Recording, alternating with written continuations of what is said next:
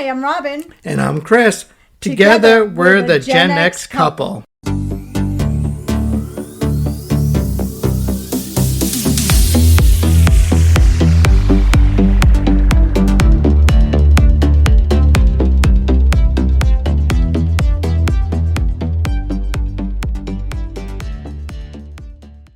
Hey guys. Take one. Hello, everyone. Before we get started, I know you've probably already seen the title and know that we're talking about presidents. I just wanted to let you guys know there's nothing political in this episode. This is lighthearted fun. These are fun facts. It's trivia. So don't stress out. There's not going to be any political commentary in here at all. So let's begin. How's your February going, you guys? President's Day is coming up, which is why we decided to talk about presidents. And the title of the episode is Presidents Are Weird. So, yeah, we decided to pull some fun facts off of Al Gore's interwebs and share them with you today. When people talk about, or people think about, actually, U.S. presidents, they usually picture, those serious portraits or stiff speeches and history textbook vibes. Very formal stuff, very powdered wig energy. But today we're here to gently remind everyone that presidents are, at the end of the day, just people, like everyone else. Very powerful people, yes indeed, but still people who were weird, petty, dramatic, superstitious, and occasionally unhinged. This episode is all about the fun facts, the strange habits, the unexpected hobbies, the moments that make you go, there is no way that actually happened. Because once you start digging into presidential history, you realize pretty quickly that it's more entertaining than we were ever taught in school. Yeah, if history class really did us dirty on this one.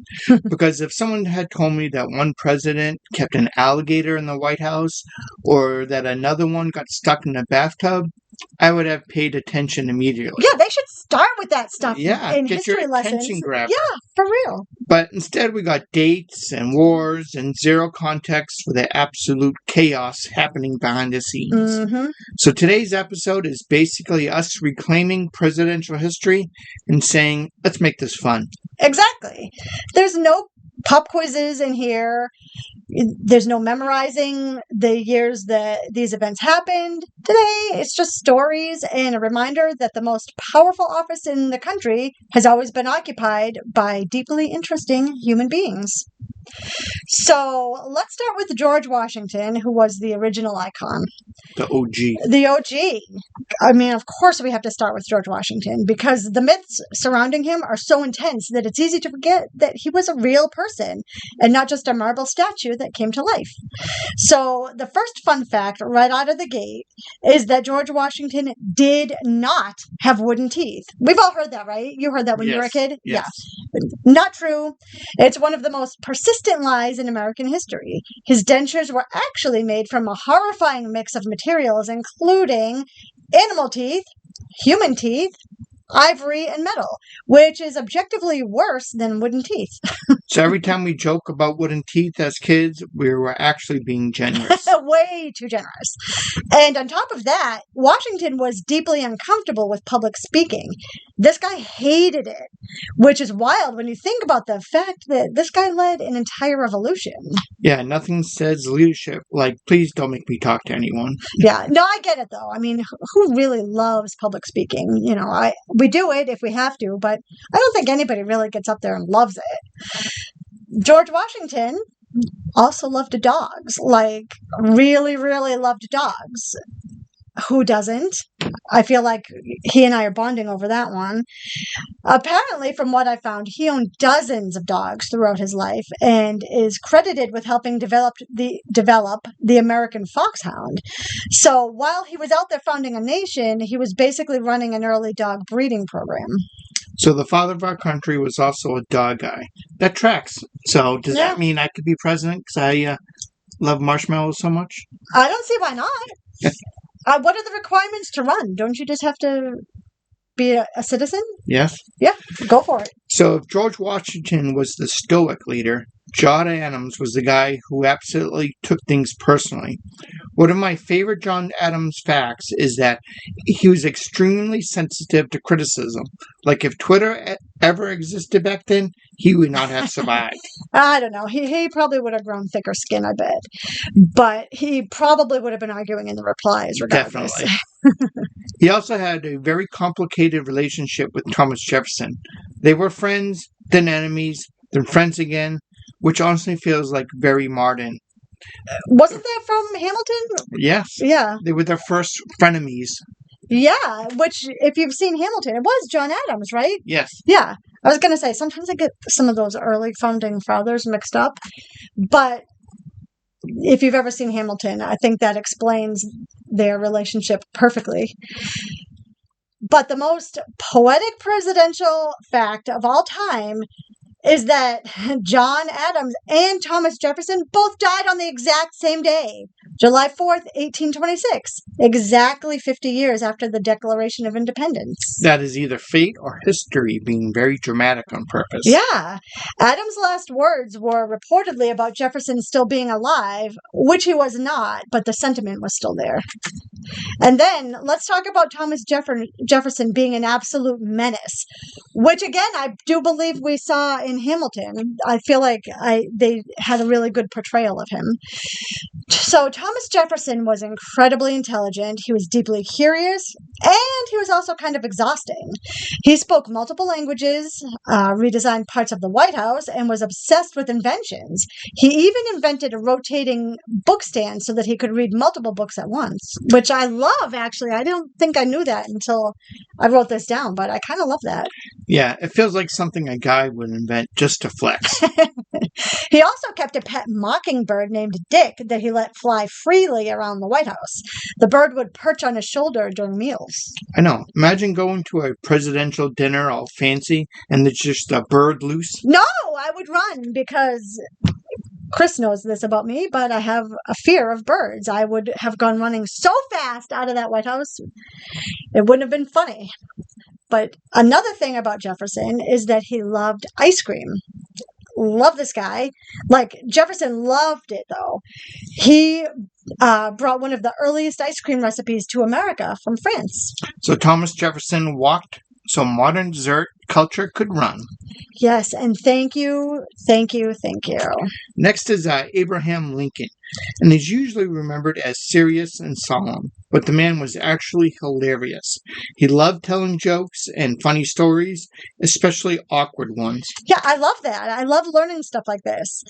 Apparently, Lincoln used humor as a coping mechanism, which a lot of us do, and that totally makes sense, given how heavy his presidency was in particular. He also had a very high-pitched voice, which surprised a lot of people. Yeah.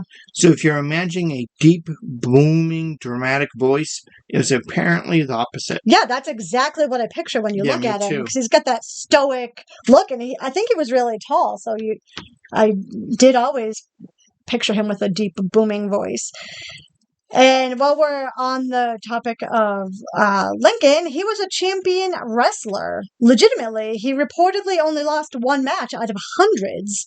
So he was this funny, tall, and could absolutely take you down in a fight guy. Also, the beard. We have to talk about that. He grew it because a little girl wrote to him and suggested it would make him look nicer. Presidential glow-up, courtesy of an 8-year-old. Who knew? So now we're going to move on and talk a little bit about Teddy Roosevelt. If there was ever a president built for podcast fun facts, it's Theodore Roosevelt. The man was a walking headline.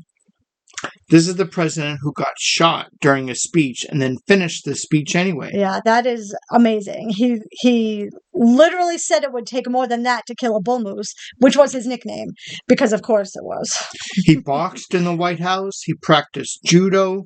He went on dangerous expeditions. He once brought over 100 animals to the White House. Yeah, including, you guys, snakes, badgers, bears, and a hyena that scared the guests, obviously. That's not a zoo. That's a problem. And also, he read at least one book a day, sometimes more. So intense, physically and intellectually, truly no chill kind of guy.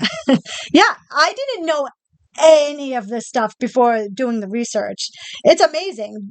Like I said, they should totally start with this in history class. Yeah, and we can't talk about presidential fun facts without talking about William Howard Taft and the bathtub story. Which may or not be exaggerated, but it was too good not to include.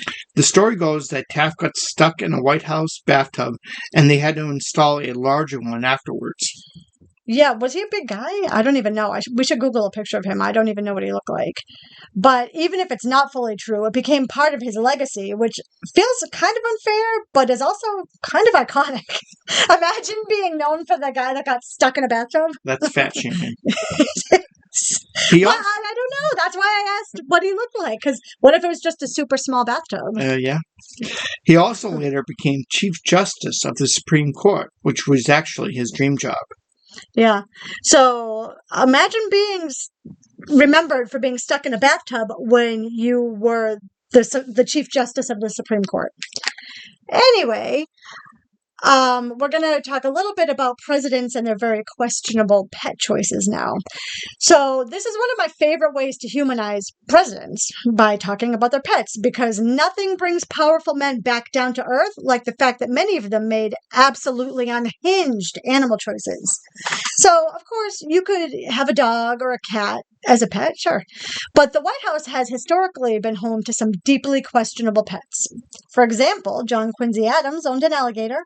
Not metaphorically. He owned a real live alligator that lived in a bathtub in the White House for quite a while. I love that the solution to what do we do with this alligator was just put him in the bathtub and close the door. Right? And apparently Adams would show it off to guests, which feels less like hosting and more like a threat. That's not a fun tour surprise. That's an ambush. Yeah, it is. And Martin Van Buren received 2 tiger cubs as a gift from the Sultan of Oman. Casually, a very normal diplomatic exchange. Congress eventually made him give them to a zoo, which honestly was the most responsible thing that Congress has ever done. Low bar, but still. Calvin Coolidge and his wife Grace were also notorious for their menagerie. They had dogs, cats, birds, a raccoon named Rebecca, and they reportedly had a pygmy hippopotamus. A raccoon named Rebecca feels like a children's book waiting to happen. Yeah, actually, it probably already is, honestly. Because if you're going to have a raccoon, why wouldn't you name it Rebecca? Yeah, oh, sorry, it was my turn to speak. Anyway, so, yeah, Rebecca the raccoon was originally meant to be Thanksgiving dinner, apparently. Instead, she became a beloved pet and even attended a White House event wearing a little collar. And let me just say, gross. Who eats raccoon? I know. That's gross. That is the biggest redemption arc in presidential history, though. Yeah, you mumbled that, but yeah, I think everybody got what you said. I think people assume that every president desperately wanted the job, but that is not absolutely true. Yeah, not even a little. Apparently, some of them hated the job with their entire soul. John Adams famously described the presidency as a cursed office. Yeah, and James Buchanan was miserable the entire time and basically seemed overwhelmed by the responsibility. And Ulysses S. Grant reportedly hated politics so much that he once said being president was worse than being shot at during war. Yikes. You said Ulysses, but isn't it Ulysses, or does it matter? Is it like tomato, tomato? Yes. Anyway, but that's saying something about Ulysses Grant because he had been shot a lot. Yes, he was deeply uncomfortable with public life and constantly worried about disappointing people. Yeah, I get that, though. It does seem like a huge responsibility, which makes the whole thing feel really relatable, honestly. You know, just higher stakes. But now we're going to lighten it up even more and talk about presidents and their weird food obsessions. Presidential food habits are a gold mine because some of them were shockingly picky eaters. And some of them ate like absolute chaos humans. So let's circle back to Thomas Jefferson because not only did he love ice cream, he also introduced mac and cheese to America and after encountering it, I can't spit it out. He introduced it to America after encountering it often in Europe. So every time we eat mac and cheese, which is often, we're basically honoring a founding father. Yeah, it's one of the best foods there is. James Madison was reportedly obsessed with ice cream as well. So apparently ice cream was just the elite dessert of the early republic. Well, it is elite. You are correct there. Andrew Jackson loved cheese so much that he once received a massive wheel of cheese weighing over 1,400 pounds. Which immediately raises the question of who thought that was a good idea. Well, I don't know, because it does kind of sound like a good idea to me. And apparently he displayed it in the White House for a year and then invited the public to eat it. That's not a party. That's a science experiment. And apparently George W. Bush famously hated broccoli so much that he banned it from Air Force One, which is hilarious. Imagine being broccoli and catching a presidential ban. Abraham Lincoln, on the other hand, barely cared about food at all, and he often skipped meals and preferred simple things like apples. Very brand for him, zero interest in luxury. Yeah, that does seem on brand for him, actually. That's exactly what I picture when I picture him. So we tend to imagine the White House as this incredibly serious place at all times. But there has been a lot of mischief over the years. Absolutely. Franklin D. Roosevelt loved practical jokes. He would invite people to the White House and casually tell them that they just missed a ghost. That's unhinged in the best way. But the White House actually is haunted. Am I right? Yes. Yeah, it is. And apparently his wife Eleanor once hid a snake in a colleague's desk as a prank. First of all, Eleanor Roosevelt would have been terrified in modern group Terrifying. chat. Terrifying Yeah. in modern group chat. Yeah, and second of all, that is not a prank. That is psychological Yes. warfare, you guys. Lyndon B. Johnson was also known for messing with people, especially by using his sheer physical presence to intimidate them. Was he a big guy? Again, I don't know. I think he was. I know what his face looks like, but I don't know if he was like a big guy or not. But apparently he had a habit of holding meetings in very uncomfortable situations, including while using the bathroom. That should be illegal. Yeah. Yes. And he also named his dogs. I love this, you guys. This is my favorite fun fact of the entire episode. He named his dogs him and her. That's about worse than the bathroom meetings. I don't know. I think it is. But now we're going to move on to talk about presidents and superstitions. Because another thing really talked about is how superstitious many of our presidents were. Which makes sense when you're considering the pressure and would also start believing in vibes. Yeah. Abraham Lincoln reportedly believed in dreams as omens, which a lot of people do, and that's valid if you're one of those people. And he told friends about dreams he had that he felt were prophetic. And that's chillingly It is chilling in hindsight. Yeah, for sure. And then apparently Ronald Reagan and his wife Nancy were extremely into astrology. They consulted astrologers to plan schedules and major life events. Imagine planning foreign policy around Mercury in retrograde. No. No, I can't. But hey, if it worked for them. Richard Nixon was known to knock on wood frequently, and he carried numerous lucky charms. This is honestly relatable. If I were president, yeah. I'd be knocking on everything. Yeah, well, we knock on wood all the time, so I get it. And there are several presidents who would not survive on Twitter. Yeah, or social media in general. John Adams would have been arguing constantly. Theodore Roosevelt would have been posting workout updates and aggressive motivational quotes. Yeah, he would. Andrew Jackson would have been banned within a week.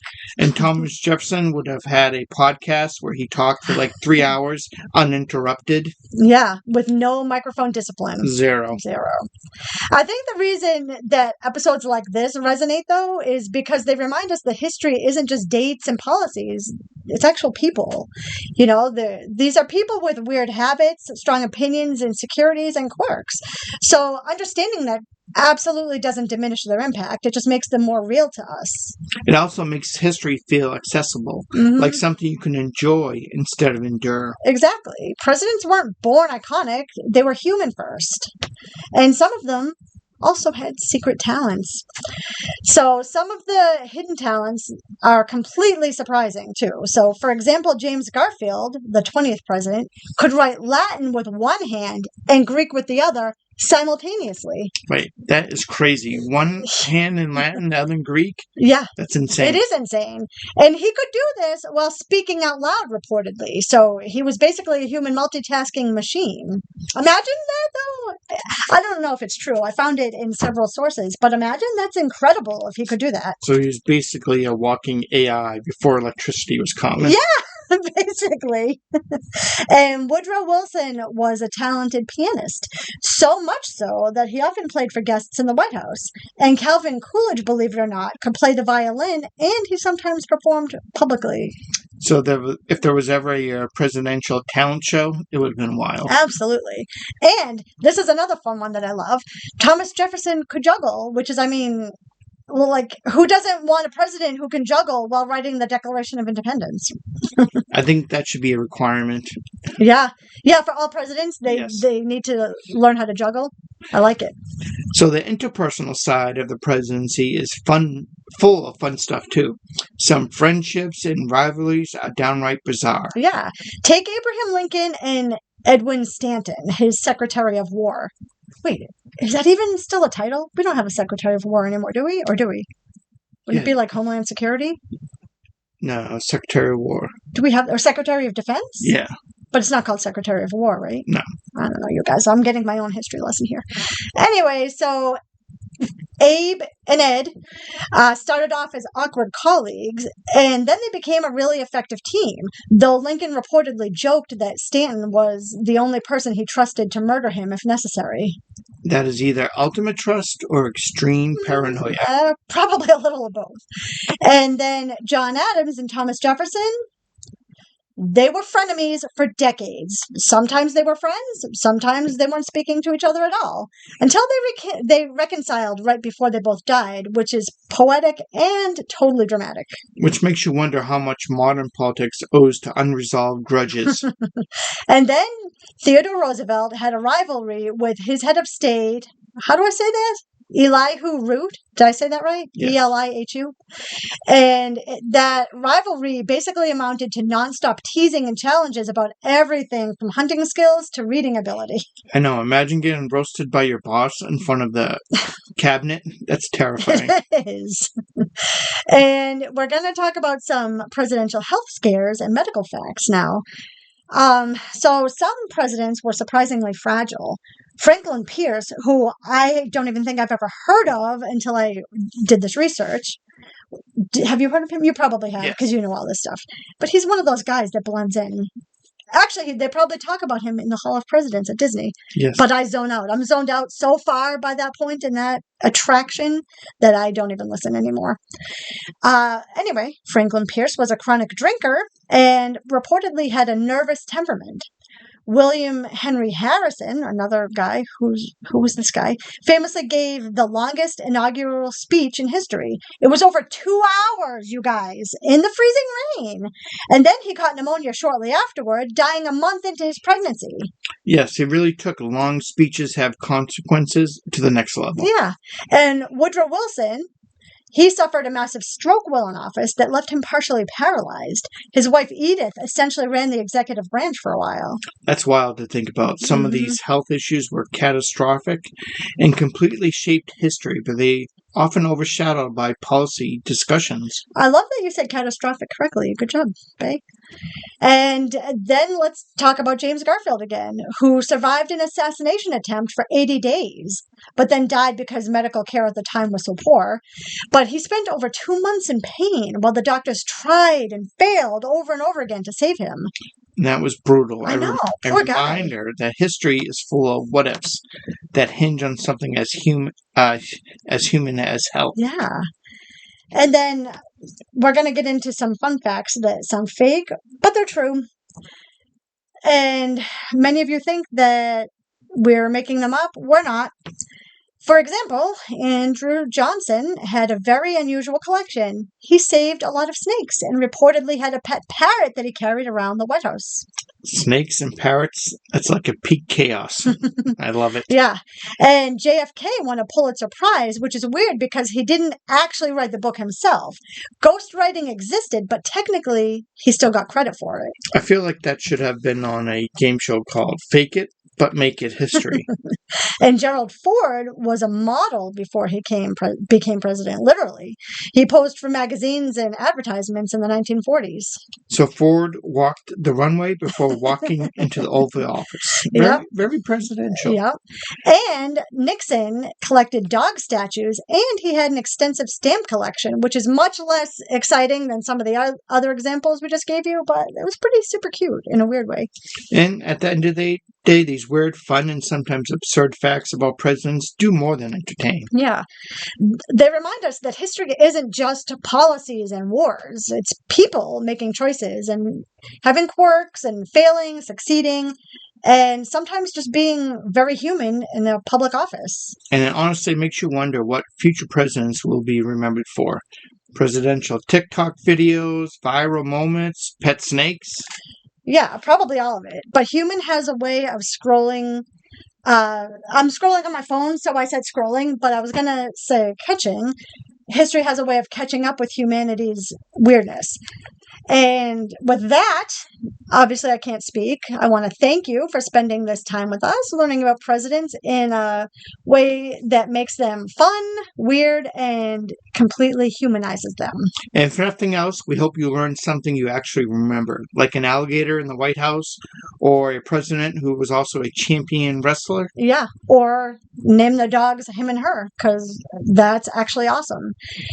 So that's it for us. If you guys have any questions, suggestions, blah, blah, blah, you know where to find us. And that's going to do it. See you later, alligator. In a while, crocodile. But I think I was going to say something before you said see you, alligator. But it's too late now. All right, bye, guys.